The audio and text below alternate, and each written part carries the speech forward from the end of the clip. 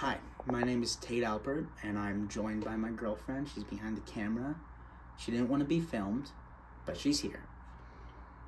Today we're going to be talking about the practice of happiness. So, what is happiness? I think when we ask ourselves this question, we think of happiness as a temporary state of well-being. But in reality, happiness isn't as temporary as we think. It's like a muscle, and the more we train it and maintain it, the stronger it is and the more permanent it is in our life. However, this does require effort and the want to train it. So now we're going to talk about the outline of happiness, and this is according to Sonia Lyubomirsky in her The How of Happiness book, and I love that book. It was a great book. But so 50% of happiness comes from our genes, 10% comes from our life circumstances, home, living, income, where we grew up, etc. But 40% is up to us, and that's a substantial number. But how do we change this 40? How do we make ourselves happier? Well, this comes from activities, intentional activities to increase our well-being. And what do these activities look like?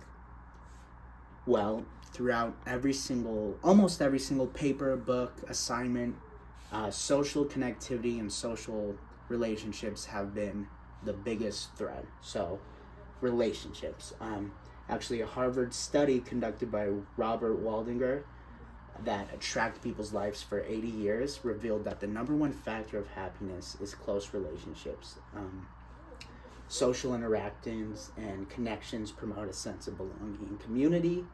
It's also incredibly important to be around trustful and supportive people. A lot of the times people get this mindset of the more friends I have, the happier, the better off I will be. But in reality, having a close, tight group of friends that rise you and that are positive influence is extremely beneficial to your well-being. Next is gratitude. This is extremely important. And there's actually a formula for gratitude, and that is describe what the person did. Acknowledge the effort that went into the act, and then explain how the act benefited you. Also, it doesn't have to be person to person. You could write down what you're grateful for, and I find, at least when I do this, that it shifts my lens to notice more positive things throughout my life, and I have this more positive mindset on things. And it's a great way to build a sense of connection and understanding with others. And according to Karen in her New York Times article, gratitude is really good for you. Here's what the science shows.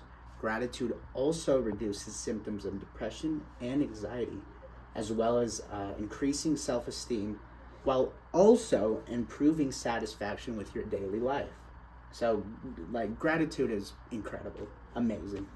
Next is mindfulness, and this can mostly be brought up through meditation. Meditation broadens our awareness. We're aware of noises or tactile feelings or things around us, and it slows down our mind because we're burdened with so much information on a daily basis that we don't get time to stop and think and feel or not feel and just be, And these micro moments of just clarity let so much positivity in and really benefit you throughout your day.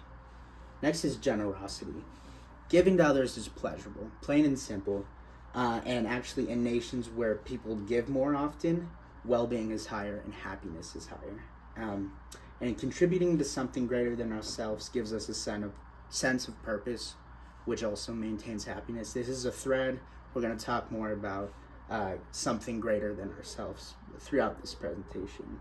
The next thing we're going to talk about is the Gen ratio, and this is one of my favorite things that I've learned, and it's a great way to frame your lens of positivity. So first off, what is Gen? Well, according to Keltner in her Born to Be Good book, Gen science stems from Confucianism, and its main focus is on kindness, humanity, and respect that transpires between people. Basically, I look at it as a perspective in which you compare the amount of good to the amount of bad in your life, but on a micro level, like a daily level. The denominator of this ratio is the actions of others that have brought bad into your life, and the numerator is the amount of good that others have brought into your life. These actions could be big or small, and a lot of the times, when you have this ratio in mind, you find that the amount of positivity heavily outweighs the amount of negativity. And of course, having a gen ratio can increase your quality of life as well as fuel a meaningful life, and we'll talk about that in the next slide. So Dr. Seligman suggests that there are 3 happy lives.